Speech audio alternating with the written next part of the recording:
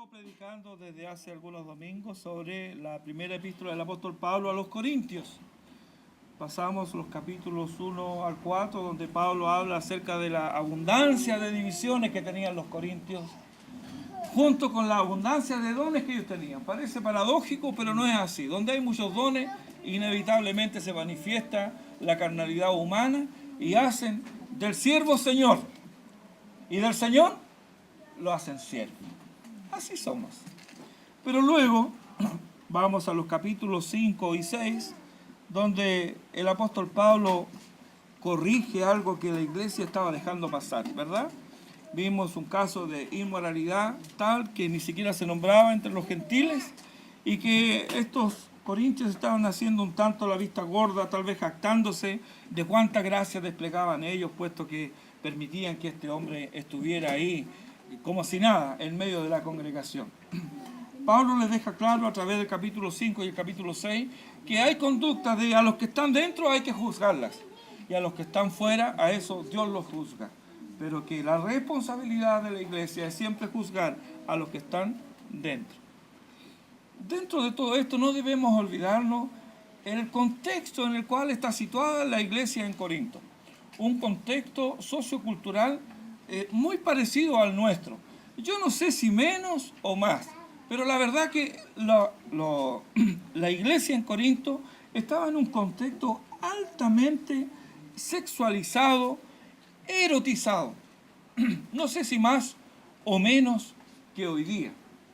Pero la realidad es que esto eran cosas cotidianas de los corintios y ellos tenían algunos problemas que inclusive los habían arrastrado, bien o mal, los habían arrastrado con buenas o malas intenciones, los habían arrastrado al matrimonio. Habían surgido algunas dudas y los corintios le escriben a Pablo, ¿qué debemos hacer con esto? Y eso es lo que vamos a ver en estos capítulos. En los capítulos del 7 al 10, el apóstol habla acerca de la libertad cristiana, pero en el 7 habla expresamente sobre el matrimonio.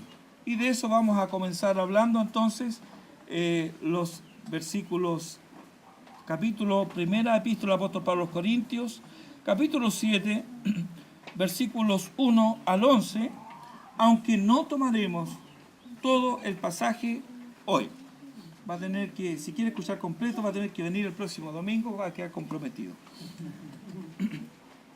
El título del sermón es Construyendo un matrimonio feliz. 1 Corintios capítulo 7, versículos 1 al 11. En cuanto a las cosas de que me escribisteis, bueno le sería al hombre no tocar mujer. Pero a causa de las fornicaciones, cada uno tenga su propia mujer y cada una tenga su propio marido. El marido cumpla con la mujer el deber conyugal y asimismo la mujer con el marido. La mujer no tiene potestad sobre su propio cuerpo sino el marido, ni tampoco tiene el marido potestad sobre su propio cuerpo sino la mujer. No os neguéis el uno al otro, a no ser por algún tiempo de mutuo consentimiento, para ocuparos sosegadamente en la oración y volver a juntaros en uno, para que no os tiente Satanás a causa de vuestra incontinencia. Mas esto digo por vía de concesión, no por mandamiento. Quisiera más bien que todos los hombres fuesen como yo, pero cada uno tiene su propio don de Dios, uno a la verdad de un modo y otro de otro. Digo pues a los solteros y a las viudas, que bueno les fuera quedarse como yo, pero si no tienen don de continencia, cásense, pues mejor es casarse que estarse quemando. Pero a los que están unidos en matrimonio, mando, no yo, sino el Señor, que la mujer no se separe del marido. Y si se separa, quédese sin casar, o reconcíliese con su marido, y que el marido no abandone a su mujer. Este es el texto, como les decía, lo vamos a dividir en dos partes, no vamos a tocar todo hoy día, pero hoy día avanzaremos hasta el versículo 4 solamente. Se casaron y fueron felices. ¿Ha escuchado eso? ¿Verdad? Todos lo hemos escuchado. Así terminan los cuentos.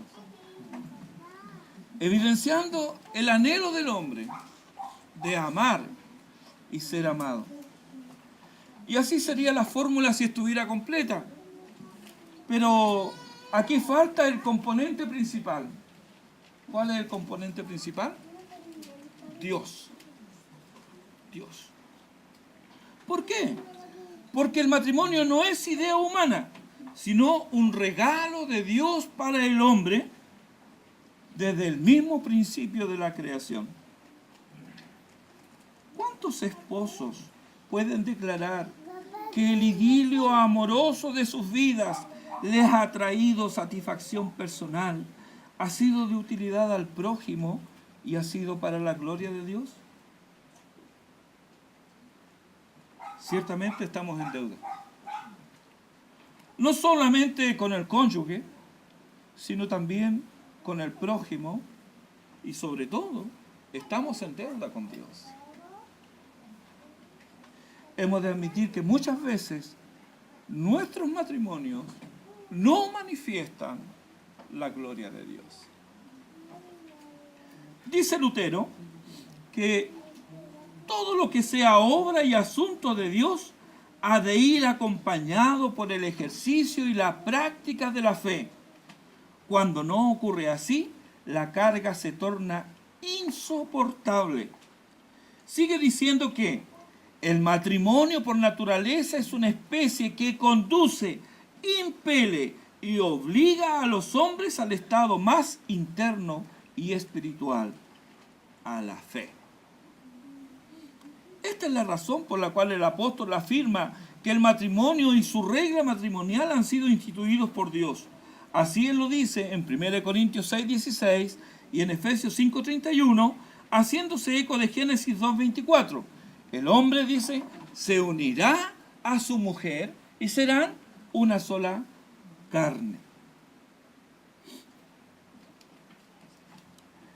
También describe en más de un pasaje la relación entre los esposos, confiriendo al hombre el primer lugar en el matrimonio, según leemos en 1 Corintios 11, versículos 3 y versículos 7 al 9. 1 Corintios 11, versículo 3 y versículos 7 al 9 dice: pero quiero que sepáis que Cristo es la cabeza de todo varón, y el varón es la cabeza de la mujer, y Dios la cabeza de Cristo. Eso es el versículo 3. Del 7 al 9 dice: porque el varón no debe cubrirse la cabeza, pues él es imagen y gloria de Dios, pero la mujer es gloria del varón. Porque el varón no procede de la mujer, sino la mujer del varón. Y tampoco el varón fue creado por causa de la mujer, sino la mujer por causa del varón. 1 Timoteo 2:11 dice: la mujer aprenda en silencio con toda sujeción. 1 Corintios 14:34 dice: vuestras mujeres callen en las congregaciones, porque no les es permitido hablar, sino que estén sujetas, como también la ley lo dice. Efesios 5:22, las casadas estén sujetas a sus propios maridos como al Señor. Colosenses 3:18, casadas, están sujetas a vuestros maridos como conviene en el Señor. Tito 2, versículos 4 y 5, les habla a las mujeres ancianas y les dice que enseñen a las mujeres jóvenes a amar a sus maridos y a sus hijos. Mire, yo hasta hace muy poco yo pensaba que esto era natural, pero sin embargo es deber de las de más edad enseñarle a las recién casadas, a las más jovencitas, que deben amar a sus esposos. Esto es algo que deben aprender: a amar a sus esposos y a amar a sus hijos, a ser prudentes, castas, cuidadosas de su casa, buenas, sujetas a sus maridos. ¿Para qué? Para que la palabra de Dios no sea blasfemada. Podríamos incluso, en un intento un tanto insolente, podría ser, de sacar esa palabra para que la palabra de Dios no sea blasfemada y poner ahí: para que tengáis matrimonios felices. Y creo que calzaría igual. Porque cuando la palabra de Dios no es blasfemada, porque estamos haciendo la voluntad de Dios, hay felicidad. Porque la felicidad no depende de las circunstancias. La felicidad depende de la relación que tengo con Dios. Vemos entonces que Pablo une muy estrechamente los temas de la creación y de la ordenanza matrimonial con los de la libertad cristiana y sus directrices para el matrimonio. Moisés, ya yendo al capítulo 7, Moisés había ordenado el matrimonio para todos, ya que el Mesías nacería de la descendencia de Abraham. Y como nadie sabía quién sería ni cuándo vendría, entonces cada israelita debía casarse para asegurar su venida. Por eso que cada israelita, no era bien visto que un israelita no se casara.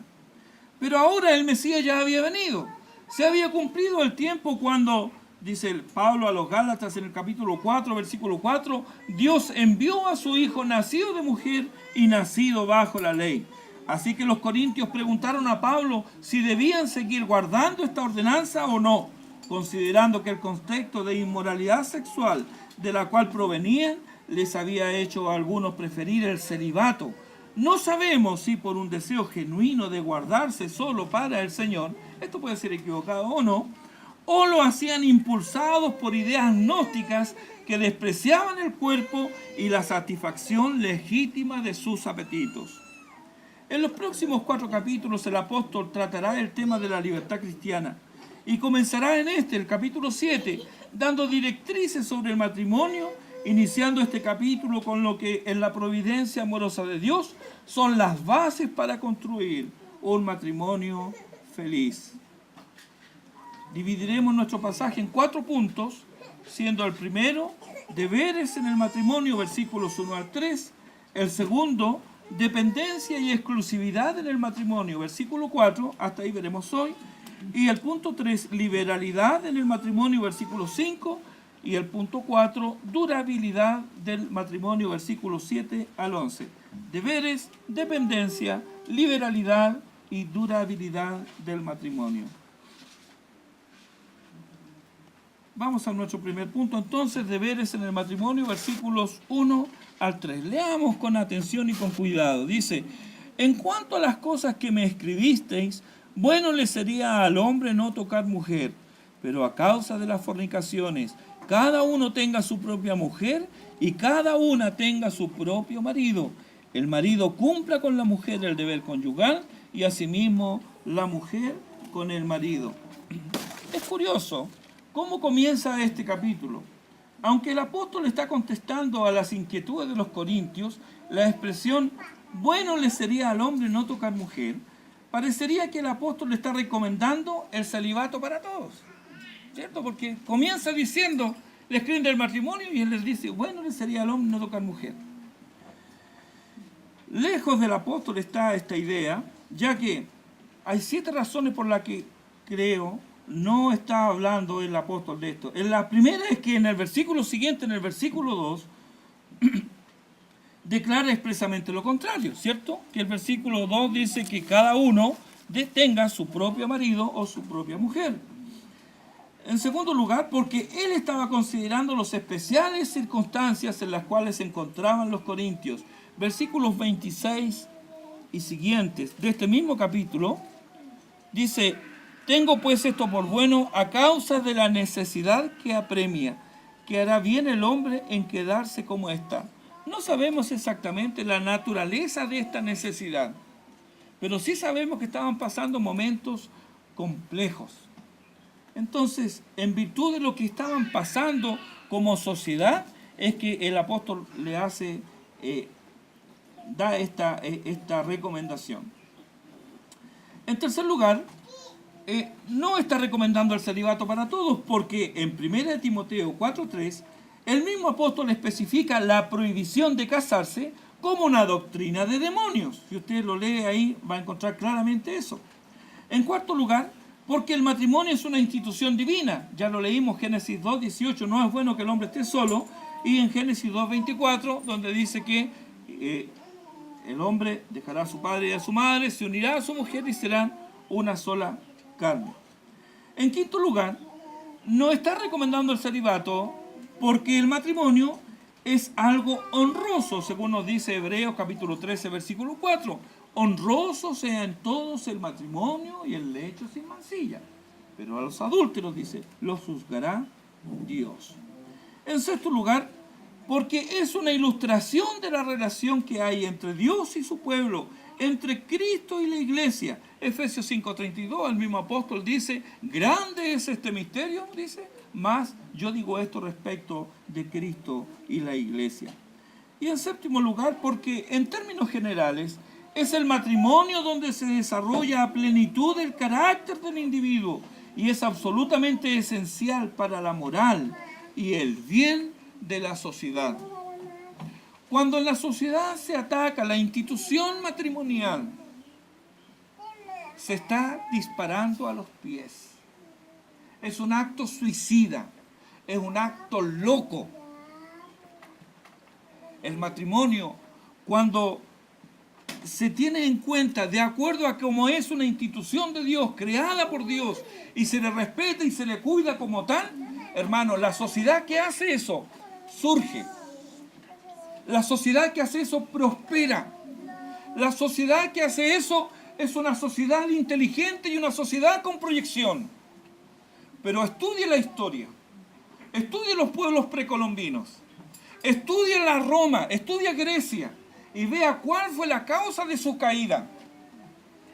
Es justamente el menospreciar la institución creada por Dios, el matrimonio.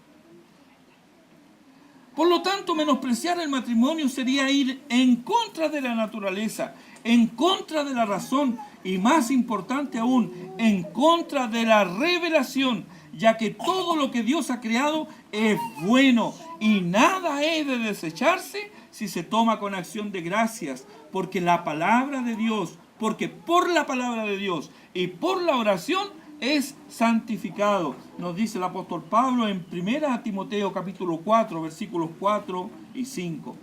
La iglesia corintia no era inmune a la laxitud sexual que formaba parte de la vida normal corintia y pagana. Y tal vez algunos miembros de la iglesia pensaban que era mejor abstenerse completamente de toda relación sexual, aun dentro de un matrimonio ya formalizado.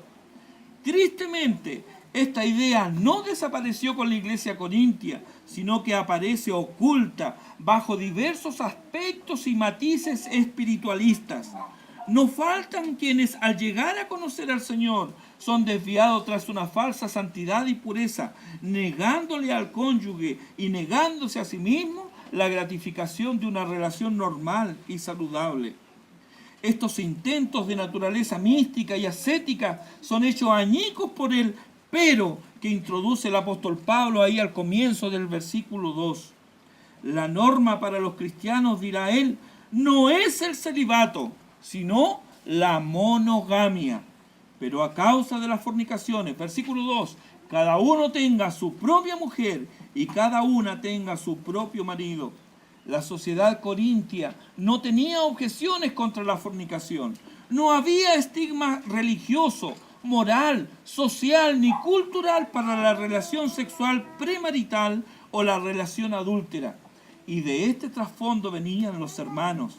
Además, no faltaban quienes, influenciados por ideas que menospreciaban el cuerpo y no consideraban importante lo que hicieran con él, no veían pecaminoso satisfacer sus apetitos fuera de los límites del matrimonio. Todo me es lícito, argumentaban ellos. Ese parecía ser su lema. Y como la relación con Cristo es espiritual, razonaban ellos, lo que hagamos con el cuerpo no cuenta. Otros sí lo habían entendido y propiciaban el celibato, pero el apóstol aborda el problema de la inmoralidad de una manera más realista. ¿Qué dice él? Que cada hombre tenga su propia esposa y cada mujer su propio esposo. Para evitar entonces el pecado sexual, Pablo recomienda que se casen y mantengan una relación monógama.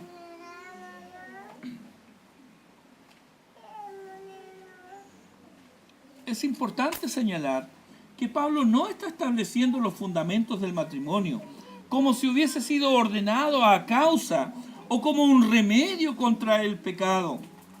Tal origen miserable y mezquino no es digno de Dios quien lo instituyó. Más bien nos dice por qué en Corinto deben casarse los que en otras circunstancias pudieran haber permanecido solteros. Entonces, para evitar la inmoralidad sexual y las relaciones ilícitas, que cada hombre tenga una mujer para amarla y gozar de ella, y que cada mujer tenga un marido que comparta su vida, la ame y cubra sus necesidades. Aquí es donde debemos recordar las palabras de Lutero en cuanto a acompañar esta unión con el ejercicio y la práctica de la fe. ¿Cómo, si no, prescindiremos del egoísmo arraigado en nuestros perversos corazones? ¿Cómo cederemos voluntaria y gozosamente nuestros derechos para agradar a quien decimos amar si no lo hacemos de la mano de la fe y obedeciendo a nuestro Dios? Con cuánta razón Lutero nos advierte que, de no hacerlo así, la carga se torna insoportable. ¿Cómo puede ser santificado el matrimonio si no hay gratitud, si se ignora la palabra de Dios y se ha perdido la oración como canal de comunicación divina? Como las demandas del egoísmo nunca pueden ser satisfechas porque siempre demandarán más y más, el paso siguiente será el encierro voluntario en la celda de la amargura, quitándole así todo néctar al capullo en flor, convirtiendo el fruto suave y apacible del amor matrimonial en alfombra de espinas enhiestas que lacerarán y rasgarán la relación para desdicha de los contrayentes y vergüenza del Evangelio.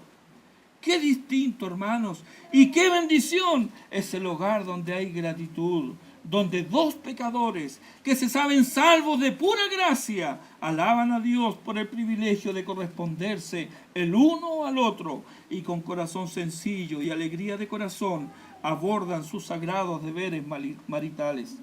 En el versículo 13 el apóstol dice: el marido cumpla con la mujer el deber conyugal y asimismo la mujer con el marido. No nos olvidemos que Pablo está enfrentando aquellos principios de ascetismo que distorsionaron y dañaron el espíritu reinante en la naciente iglesia. Abundantes ejemplos tenemos en el Nuevo Testamento de este espíritu pseudo espiritual que consideraba el matrimonio como de menor estima a los ojos de Dios que el celibato. Esta idea, el considerar el matrimonio como un estado menos santo que la vida célibe, condujo de modo natural a la conclusión que los casados debían separarse por amor a Dios y pronto llegó a considerarse como prueba eminente de espiritualidad. ¡Qué locura! Lo que Dios dice que es bueno, y bueno en gran manera, el hombre se atreve a mejorarlo. Es una muestra más de la separación radical ocurrida con la caída. Es el pecado mismo queriendo pasar por virtud. ¿Hemos de extrañarnos, hermanos, de los frutos de maldad si la misma simiente es corrupta? ¿Cuánta vergüenza, cuánto dolor ha engendrado el celibato forzoso? Con razón el apóstol no se amilana y le llama por lo que es doctrina de demonios, doctrinas de hombres mentirosos que tienen cauterizada la conciencia. El apóstol, con gran entendimiento de la intimidad matrimonial, declara que tanto el esposo como la esposa deben cumplir su deber matrimonial el uno con el otro. Aquí no caben los conceptos foráneos en las escrituras de machismo o feminismo.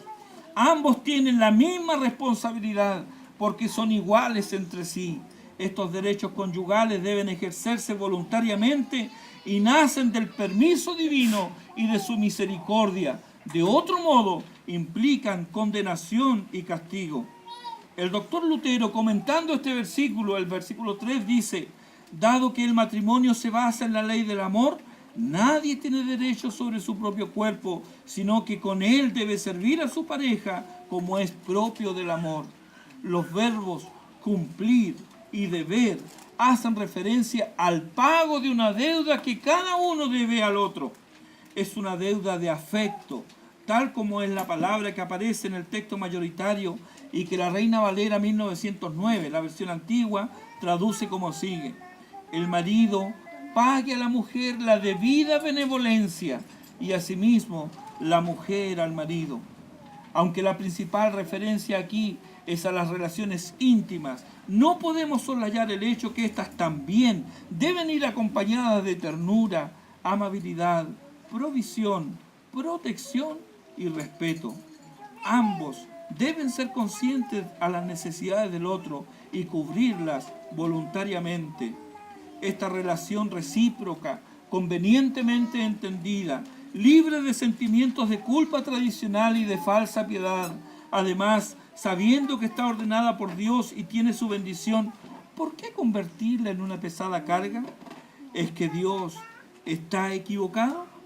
Si hemos de buscar culpables, es fácil encontrarlo. Cuando ha dejado de ser una actividad de recreación gozosa y placentera y se ha convertido en una carga difícil de llevar, hemos de preguntarnos dónde nos apartamos del camino. Y esto significa volvernos arrepentidos al dador de toda buena dádiva y suplicar por misericordia para no mal utilizar, malgastar los dones que Él nos dio de pura gracia. Ese es el espíritu que permea Proverbios capítulo 5, versículos 18 y 19. Dice allí: sea bendito tu manantial y alégrate con la mujer de tu juventud, como sierva amada y graciosa gacela.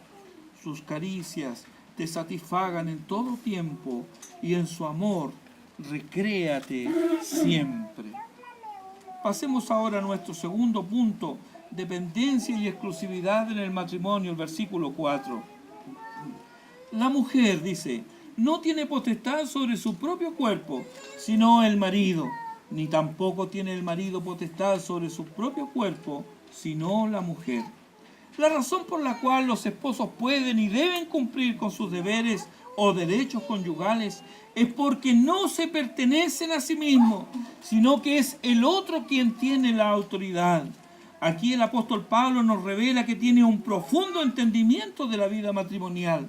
Declara que la esposa no tiene autoridad sobre su cuerpo, sino su esposo, y lo contrario también es correcto. El esposo no tiene autoridad sobre su cuerpo, sino su esposa.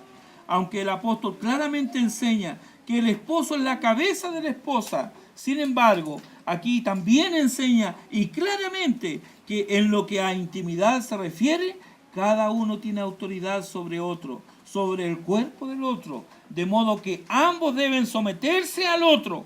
Aquí es explícito Efesios 5:21, donde dice: someteos unos a otros en el temor del Señor. Y este versículo está inmediatamente antes del 5:22, que dice: las casadas estén sujetas a sus propios maridos como al Señor.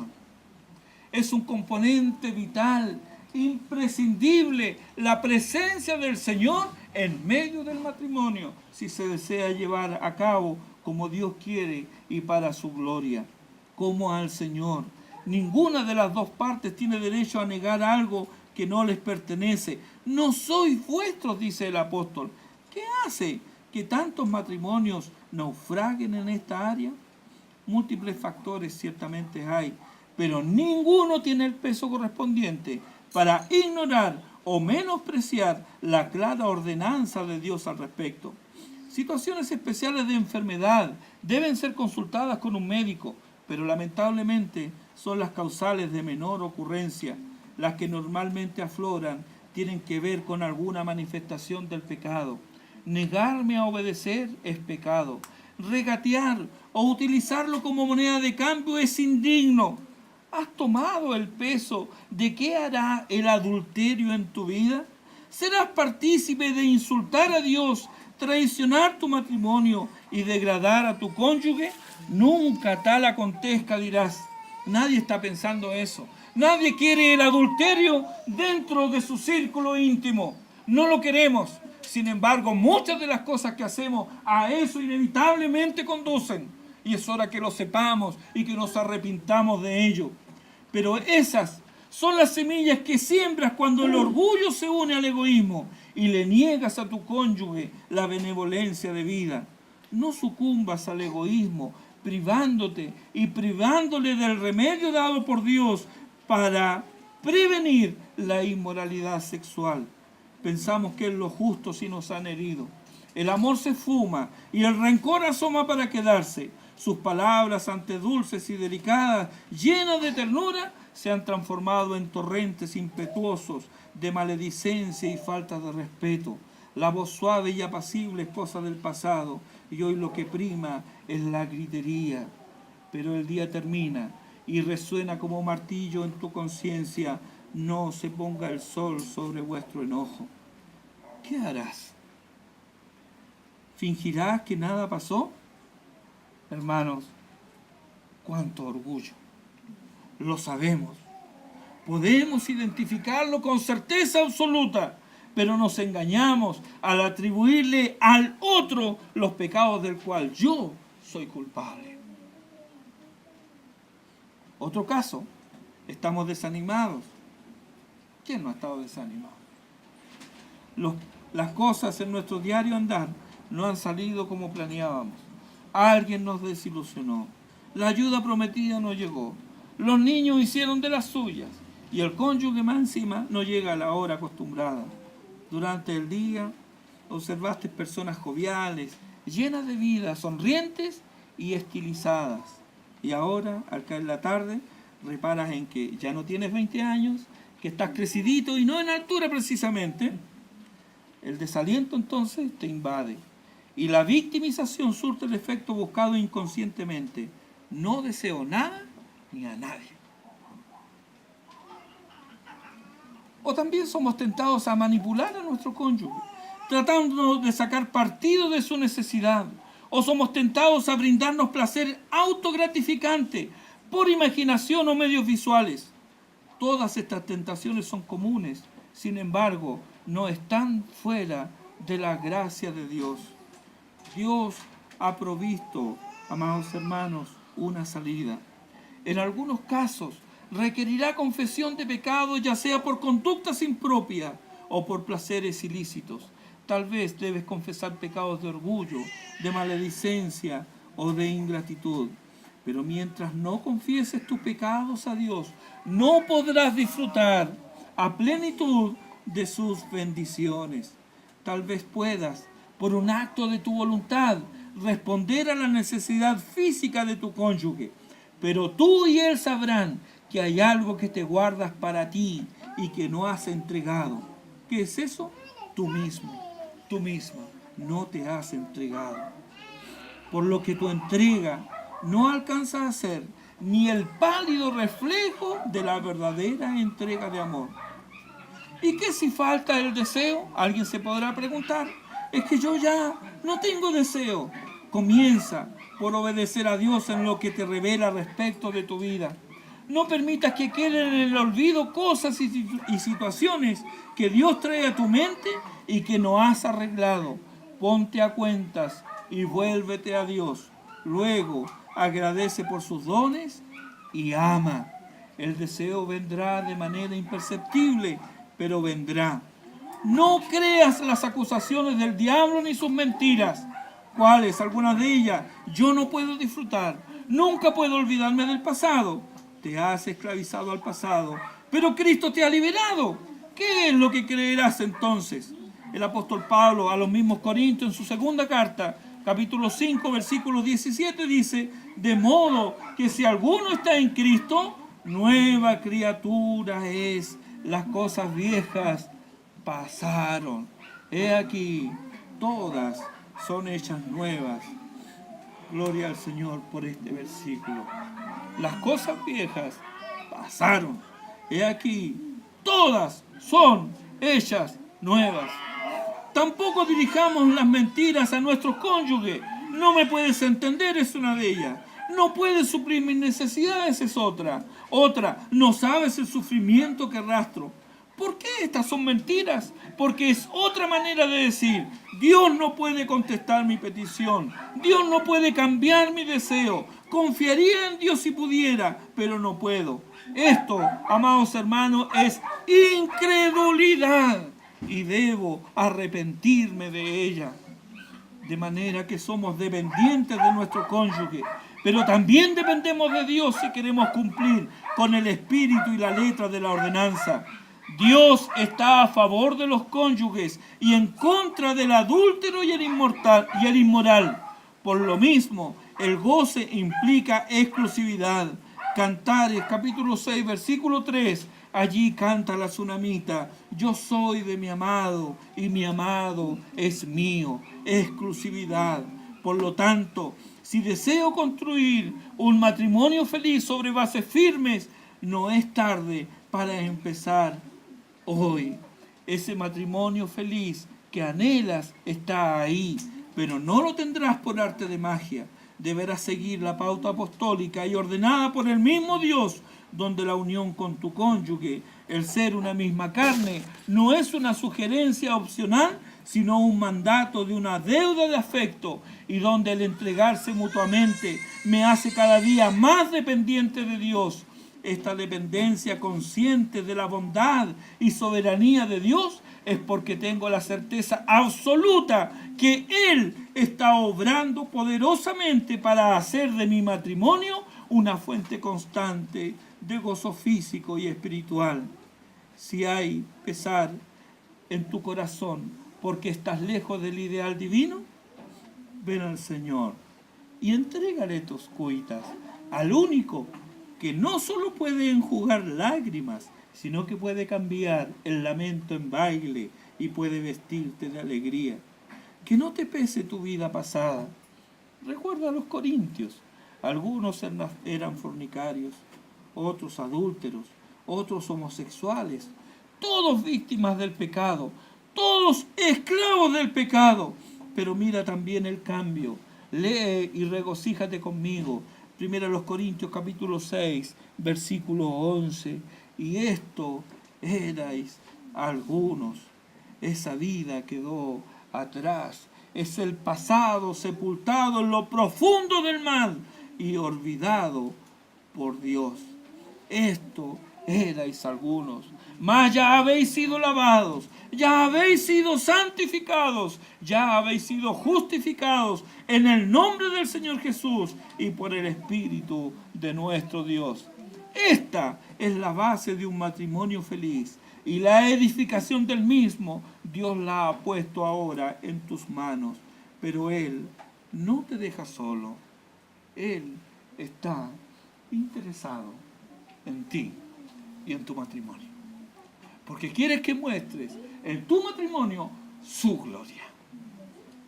Quiere que en tu matrimonio se haga evidente el despliegue de gracia y de perdón que Él nos ha concedido a nosotros, pecadores y miserables.